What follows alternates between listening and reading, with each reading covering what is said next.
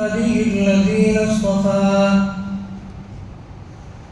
أما بعد فأعوذ بالله من الشيطان الرجيم بسم الله الرحمن الرحيم أيحسب الإنسان أن يترك سدى وقال الله تبارك وتعالى فمن كان يرجو لقاء ربه فليعمل عملا صالحا صدق الله مولانا العظيم.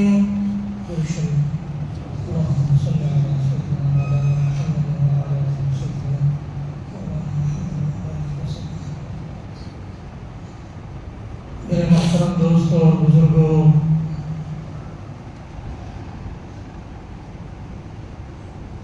دین کی بڑی محنتیں ہو رہی ہیں، بڑی فکریں ہو رہی ہیں. ہم ماشاءاللہ سنتے بھی ہیں، جانتے بھی ہیں، لیکن پھر بھی ہمیں جس چیز کا احساس ہوتا ہے وہ عمل کی کمی کا احساس ہوتا ہے. تو عمل کی کمی کے اسباب کیا ہیں؟ انسان عمل میں کمزور کیوں ہوتا ہے؟ اس کے 2-3 سبب جو آج ہماری زندگیوں میں پائے جاتے ہیں اس کو بیان کیے ہیں.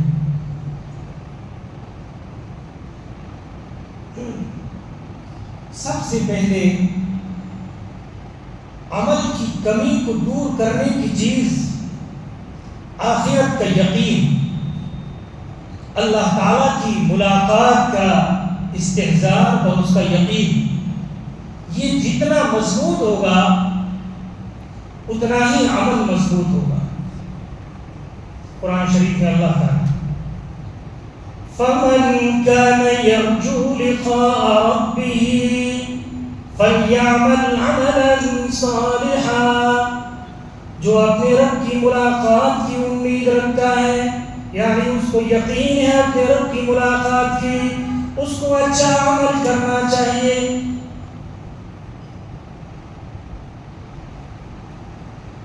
آج ہم سوچتے کیا ہے؟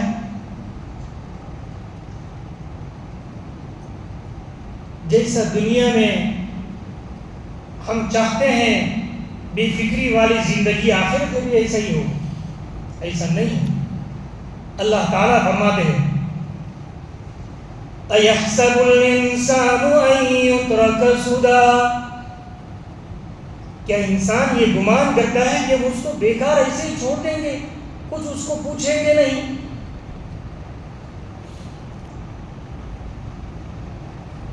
ہم آپ صلی اللہ علیہ وسلم کی حالت اور آج کی ہماری حالت کا ہم مقابلہ کریں گے، ہمیں احساس ہوگا کہ ہم آخرت سے کتنے غافل ہیں. ایک چھوٹا سا قصہ صلی اللہ علیہ وسلم، کئی دن کی بھوک کے بعد آپ صلی اللہ علیہ وسلم صدیق اکبر رضی اللہ عنہ اور حضرت عمر رضی اللہ عنہ کے ساتھ ابو ایوب انصاری رضی اللہ عنہ کے گھر تشریف لے گئے.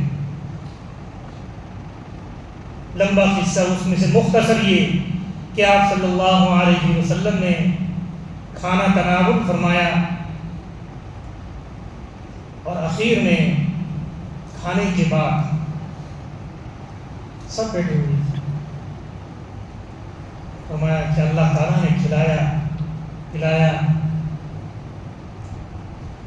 یہی وہ چیزیں ہیں جس کا کل قیامت میں حساب ہوگا. ثم لتسألن يومئذ عن النعيم، نعمتوں کے بارے میں سوال ہوگا. حضرت عمر رضی اللہ عنہ یہ کہہ کر آپ صلی اللہ علیہ وسلم کی آنکھوں میں آنسو آ گئے. کتنا استحضار ہے، گناہ کر کے نہیں، کھانا کھا اللہ کی ایک نعمت، اس کا بھی استحضار. حضرت عمر رضی اللہ عنہ فرمائے اللہ کے رسول، اتنے دنوں کے بعد اور وہ بھی بھوک کی حالت میں یہ کھانا ملا ہے، پھر بھی ہم سے یہ سوال ہوگا؟ بالکل سوال ہوگا۔ ہمارے دلوں میں سے یہی بات کی کمی ہو گئی، جواب دہی کا استحضاء ہمارے پاس نہیں،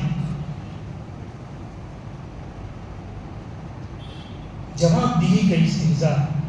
ہر حال میں خدا کی اطاعت کروں، ہر حال میں اللہ کی فرما برداری کروں، کیسی ہی پریشانی اور تکلیف میں کیوں نہ ہوں، لیکن اللہ کے حکم کی نافرمانی میں نہیں کر سکتی۔ یہ صحابہ کرام کا مزاج تھا۔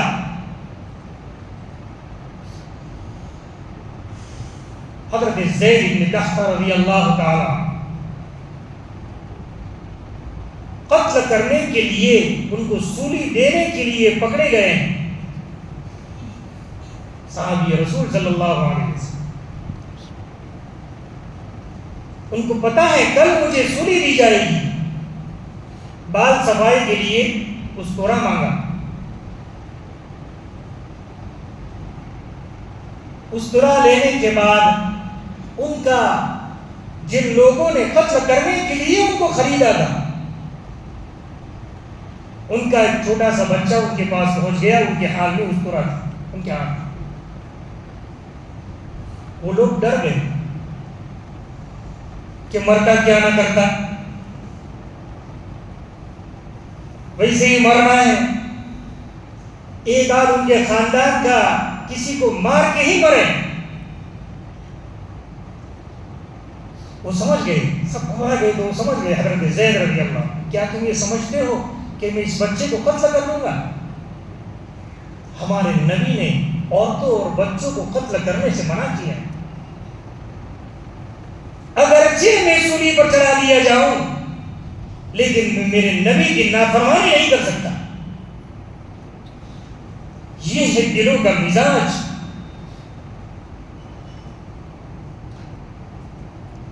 ہر کام میں آخرت پر جواب دہی کا استحضاء۔ حضرت علی رضی اللہ عنہ کسی جنگ میں کسی کافر کے سینے پر چڑھ گئے، اس نے سمجھا کہ اب مرنا ہی ہے کافر نے، حضرت علی رضی اللہ عنہ کے منہ پر تھوک دیا۔ حضرت علی رضی اللہ عنہ اس کے سینے سے اتر گئے اور اس کو قتل کرنے کی بجائے چھوڑ دیا۔ اس نے کہا جب تم اس پر قابو پا لیا پھر کیوں چھوڑ دیا؟ حالانکہ میں نے تمہارے پر تھوک بھی دیا، تم کو اور غصہ دلایا۔ اس نے کہا جب تو نے مجھ پر نہیں تھوکا تھا اور میں تیرے سینے پر چڑھا تھا، وہ قتل کرنا صرف اللہ کے لیے تھا، اور جب تو نے مجھ پر تھوک دیا اب مجھے دوبارہ غصہ آیا، اب اس قتل کرنے میں میرا ذاتی غصہ بھی اس میں موجود تھا، اس لیے میں نے نہیں چاہا کہ اللہ کے علاوہ اپنی ذاتی مفاد کے لیے میں کسی کو قتل کر دوں۔ کتنا استحزار ہے یہ آخرت کا استحزار ہماری زندگیوں میں سے نکل گیا۔ تنہائیاں ہو، اکیلے ہو، پھر بھی خدا کی نافرمانی سے وہ زیادہ بے انتہا ڈرنے والے تھے۔ امام ابو حنیفہ رحمۃ اللہ علیہ، ہمارے امام حنفی، کتنا تقویٰ تھا، ایسے ہی اللہ تعالیٰ نے ان کو مقبولیت نہیں دی۔ حدیث شریف میں آتا ہے اپنے امیر کی اطاعت کرو، اپنے بادشاہ کی، اپنے امیر المؤمنین کی اطاعت کرو، چاہے وہ حبشی غلام کیوں نہ ہو۔ اس زمانے کے بادشاہ منصور نے ان کو فتویٰ دینے اور مسئلہ بتانے سے روک دیا کہ آپ فتویٰ نہیں دے سکتے، مسئلہ نہیں بتا سکتے۔ ان کی لڑکی نے ان کے گھر میں اپنے ذاتی مسئلے میں سے کسی چیز کے بارے میں پوچھا اپنے ابا سے۔ ہمارے یہاں اگر یہ حالت ہو ہم کیا کریں؟ وہ تو میری لڑکی، دوسروں کو بتانے کا منع کیا. امیر کی اطاعت کرو، یہ حکم ہے حدیث شریف میں. اپنی بیٹی سے کہا امیر نے مجھے منع کیا ہے مسئلہ بتانے سے، میں تمہیں مسئلہ نہیں بتا سکتا، تو پھر میں کیا کروں؟ اپنے بھائی سے پوچھو. ان کے بیٹے حضرت حماد، وہ بھی بہت بڑے عالم تھے. اپنی بیٹی کو بھی نبی صلی اللہ علیہ وسلم کی اس حکم کی وجہ سے کہ اپنی امیر کی اطاعت کرو، مسئلہ نہیں بتایا. یہ ہے تنہائیوں کی اطاعت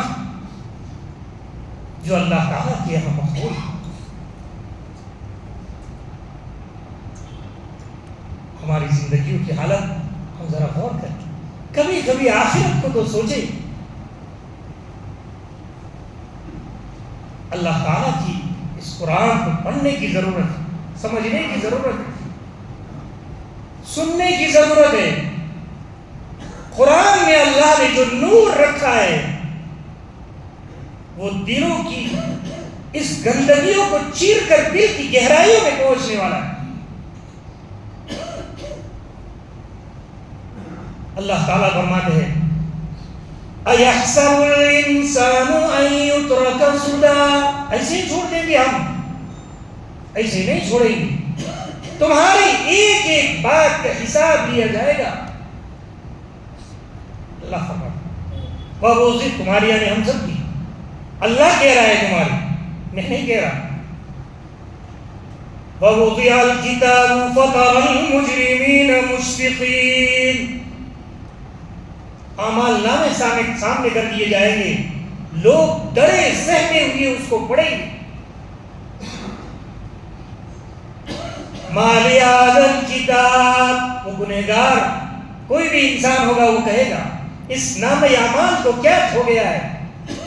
لا يغادر صغيرة ولا كبيرة إلا أحصاها، نہ چھوٹی چیز چھوڑی ہے نہ بڑی، سب کو لکھ دیا. کتابوں میں لکھا ہے کوئی آدمی تنہا بیٹھا ہوا تھا، اکیلا، کوئی نہیں ہے اس کے پاس، یعنی غیبت نہیں کر رہا ہے، کسی کی غیبت نہیں کر رہا. کسی آدمی کے بارے میں کوئی خیال آیا، کسی دوسرے آدمی کے بارے میں اس کے دل میں کچھ خیال آیا اور اس کی کسی برائی پر وہ آدمی نے تھوڑا سا مسکرا دیا، ایسا ہنس دیا. اس کے بارے میں بھی پوچھ ہوگی کہ تم نے اس آدمی کی برائی کے خیال لا کر تم نے اپنے ہونٹ کو کیوں تبسم کے ساتھ ہلائے. اس کا بھی غیبت تو بہت بڑی چیز. آخرت کا استحضاء، اس کی کمی انسان کو ہر گناہ کی طرف اس کو کوئی احساس ہی نہیں ہے. آخرت کا استحضاء فرض ہے، فرض. قرآن شریف میں قل انی اخاف ان عصیت ربی عذاب یوم عظیم، کہہ دیجئے. کس کو کہا جا رہا ہے؟ آپ صلی اللہ علیہ وسلم کو اللہ تعالیٰ مخاطب کر رہے ہیں. آپ کہیے میں عذاب عظیم، بہت بڑے دن کے عذاب سے ڈرتا ہوں. کیسے ڈرتے تھے؟ حدیث شریف میں آتا ہے آپ صلی اللہ علیہ وسلم کے بارے میں شمائل کبریٰ میں لکھا ہے آپ صلی اللہ علیہ وسلم کبھی کبھی آخر رات میں جو اللہ کے سامنے آہوزاری گریا کرتے تھے، آپ کی زبان صرف آنکھوں سے نہیں روتے تھے، دل سے وہ تڑپتے تھے. اس کی مثال دی ہے جس طرح کسی آگ کی چولہے پر کسی ہانڈی کے اندر پانی رکھ کر اس کو ابالا جا رہا ہو، اس کو جوش دیا جا رہا ہو، اور جب وہ جوش دیتا ہے کیسی آواز پیدا ہوتی ہے، ایسی آواز آپ صلی اللہ علیہ وسلم گریا و زاری سے آپ کے دل سے وہ آواز پیدا ہوتی ہے.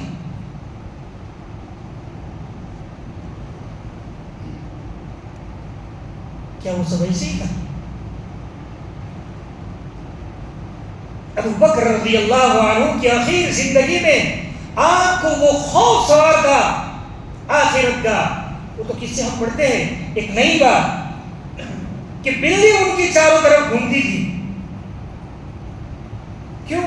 اس کو بھنے ہوئے گوشت کی بو آ گئی تھی کہ کہیں یہاں گوشت بھنا جا رہا ہے. ان کے جگر اور ان کے دل بھنے جا رہے تھے. ایسی خوشبو اور ایسی چیز ان کی دل سے پیدا ہوتی, ان کے منہ سے ایسی خوشبو. کیا خوف تھا.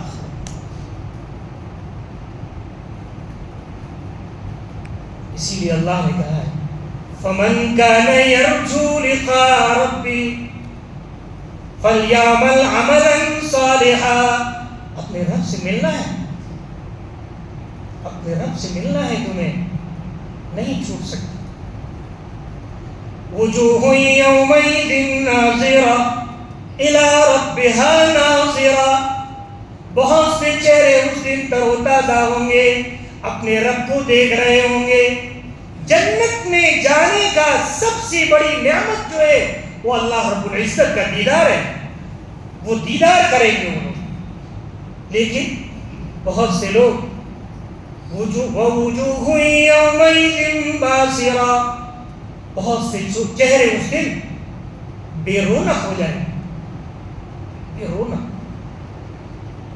چہرہ گرا ہوا ہے, بس مردہ ہے, پراگندہ. تَظُنُّ أَن يُفْعَلَ بِهَا فَاقِرَةٌ. دنیا کا منظر اللہ تعالیٰ دکھا رہا ہے. دنیا, آخرت بعد میں ہے. آخرت تم نے نہیں دیکھی, لیکن دنیا میں بہت سے لوگوں کو تم نے مرتے دیکھا ہے. اس کا استحضار کرو. وہ کیا سوچتا ہے, کیا اسے مرنا ہے, اس کا تذکرہ اللہ تعالیٰ کیا ہے. تَظُنُّ أَن يُفْعَلَ بِهَا فَاقِرَةٌ. وہ یہ گمان کرتا ہے کہ آج میری موت آ رہی ہے,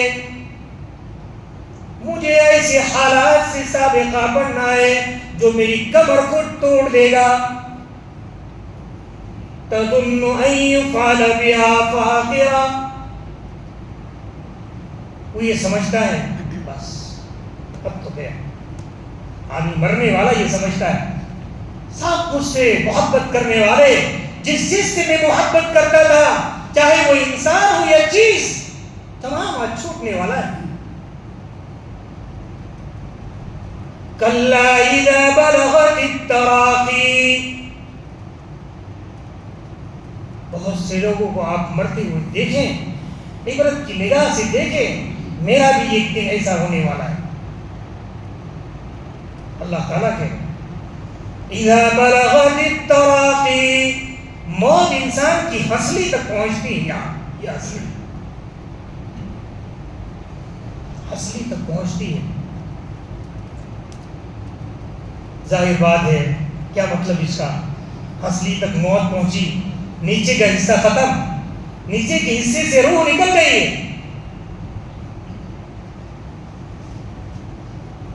جب آدمی تمام دواؤں سے مایوس ہو جاتا ہے, پھر تعویذ کے چکر میں اللہ تعالیٰ کہہ رہے ہیں, اس کے گھر والے یہ سمجھتے ہیں کہ دوا تو اثر کرتی نہیں, رپورٹ میں کچھ آتا نہیں, لہذا کوئی تعویذ ہی بنا. وقیل من راق, ہے کوئی تعویذ گھنٹا کرنے والا. قرآن کہہ رہے, اللہ تعالیٰ کہہ رہے, ہماری حالت اللہ نے قرآن, ہم پڑھے تو صحیح قرآن کی حالت. وَظَنَّ أَنَّهُ الْفِرَاقُ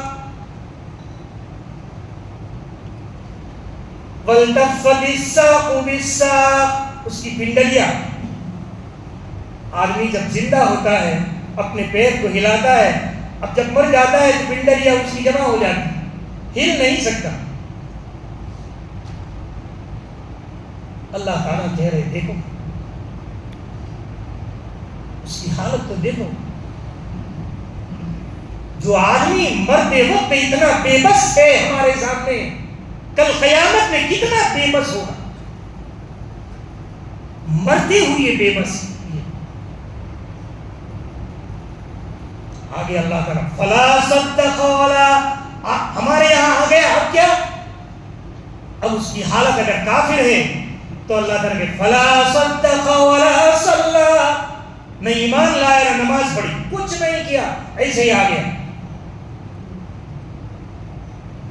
ولیکن کذب وتولی، سوائے خدا کی نافرمانی کے اور دین کی باتوں کو جھٹلانے کے کچھ نہیں کیا زندگی میں. فلا صدق ولا صلی ولکن کذب وتولی، اکڑ کر زمین میں اپنے گھروں میں لوٹ رہا ہے، جا رہا ہے. اس کو پتہ نہیں ہے کہ آسمان کی خدائی سرکار کے اندر یہ مجرم اور نافرمان ہے. اولا لک فاولا ثم اولا لک فاولا، یہ اولا اچھائی کے لیے نہیں ہے. اولا یعنی ایک نمبر، یہ اولا اس سے نہیں ہے، وہی سے وہی کہ اس میں تفصیل ہے. ہلاکت ہے، پھر ہلاکت ہے، پھر ہلاکت ہے، پھر ہلاکت. دنیا میں بھی 2 ہلاکتیں اور آخرت میں بھی 2 ہلاکتیں اس کے لیے ہیں. آخرت میں جائے گا، کیسے جائے گا؟ آخرت میں مزے سے جائے گا. اللہ نے اس کو بھی بتایا، لَهُم مِّن فَوْقِهِمْ ظُلَلٌ مِّنَ النَّارِ وَمِن تَحْتِهِمْ ظُلَلٌ، آگ کی لپٹیں اس کے اوپر بھی ہوگی اور اس کے نیچے بھی ہوگی. ایسی حالت میں اس کو اٹھا کے لے جایا جائے گا. اس لیے میرے محترم دوستو، اپنی زندگیوں میں تبدیلی لانے کے لیے آخرت کا استحضار یہ نہایت ضروری ہے. بزرگوں نے اپنے آپ کو اتنا پابند کیا تھا، ایک بزرگ اپنے کو اتنا پابند کیا تھا کہ جو بولتے تھے وہ لکھ دیتے تھے کہ اور شام کو تلاش کرتے تھے کہ اس میں میں نے کون سی نافرمانی کی. اتنا ہم صرف پیسوں کا حساب رکھتے تھے، وہ اپنی بول کا بھی حساب رکھتے تھے. ایک بزرگ تھے، کسی کے یہاں ملنے گئے، عصر کی نماز کے بعد گئے، سوئے ہوئے تھے، تو انہوں نے صرف اتنا کہا یہ سونے کا وقت ہے. پھر احساس ہوا میں نے غلط بول دیا. کسی کو جب بھی چاہے سوئے، میں کیا کسی کی کام کے اندر خلل ڈال سکتا. 1 سال تک اپنے نفس کو یہ سزا دی کہ میں کبھی نہیں سوؤں گا. 1 سال تک اپنے نفس سے کہا تو نے بے وجہ کوئی لفظ اپنی زبان سے نکال دیا ہے، اس کی سزا میں 1 سال تک میں تجھے زمین پر لیٹ کر نہیں سونے دوں گا. اپنی زبان اور اپنے اعمال کی اتنی فکر تھی. یہ ہے سب سے پہلے. دوسری چیز میں مختصراً بتا رہا ہوں، ہماری زندگیوں میں سوائے فضائل کے سوا کچھ نہیں ہے. حدیث شریف میں جہاں فضائل بیان کیے ہیں وہاں بے پناہ وعیدیں بھی بیان کی. اگر ایسا نہیں کیا جس کی یہ وعید ہے، ہر چیز میں، نماز ہو، زکات ہو، روزہ، حج، جہاں فضائل اس کی بیان کیے ہیں وہاں نہ کرنے کی وعیدیں، لیکن وعیدیں تو ہم جانتے ہی نہیں.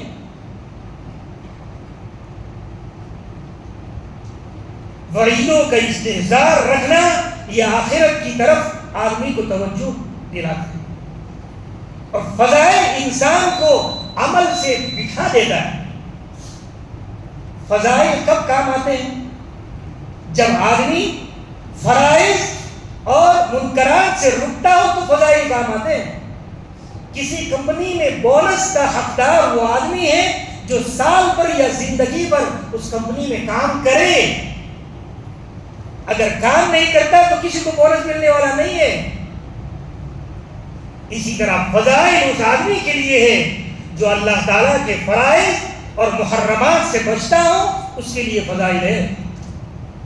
ورنہ ان فضائل کے چکر میں کوئی سفارش نہیں کر سکتا اللہ کے ساتھ، پیغمبر بھی نہیں،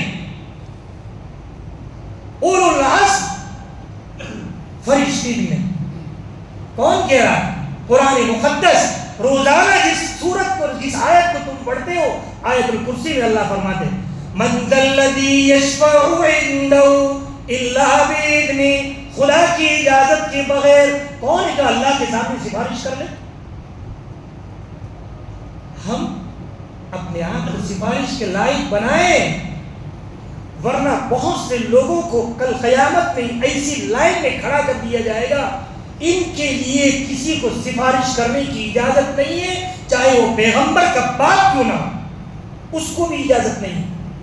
ایسی لوگوں کی لائن، جہاں سفارش کرنے والوں کی لائن ہوگی وہاں ایسے لوگوں کی بھی لائنیں ہوگی جن کے بارے میں یہ حکم ہوگا، ان کے بارے میں ایک لفظ میں سننے کے لیے تیار نہیں۔ اللہ تعالیٰ میرے محترم دوستو، اسی لیے جوڑ کروائے جاتے ہیں، ہمیں اپنی زندگی کی حالت کو بدلنے کی ضرورت ہے۔ کب تک ایسا چلے؟ اللہ تعالیٰ سب سے پہلے مجھے اس کے عمل کی توفیق عطا فرمائیں۔ حضرات کو بھی انشاءاللہ 20 تاریخ کو ہمارے یہاں جوڑ ہوگا، سوموار کو، اس میں ظہر کی نماز سے لے کر ظہر کے بعد بھی مجلس ہوگی، عصر کے بعد بھی ہوگی، مغرب کے بعد بھی ہوگی انشاءاللہ۔ کھانے کا بھی انتظام ہے، لہذا اپنی ذات سے آدمی پہنچے، پیسے لے کر چھٹی نہ کر دے، عمل، اپنے عمل سے انسان کو نجات ملے گی، اس لیے خود بھی اس میں شرکت کریں، اپنے دوستوں کو بھی شریک کریں اور اپنے ساتھیوں کو بھی لے جانے کی فکر کریں۔ اللہ رب العزت ہم سب کو عمل کی توفیق عطا فرمائے۔ وآخر دعوانا الحمدللہ رب العالمین۔ کھانے کی ٹکٹ کا 50 روپیہ ہے، اور اس کے لیے انشاءاللہ ہماری مسجد میں شعیب بھائی دال ان کے پاس وہ پرچی ہے 50 روپے کی، وہ رسید لے لیں۔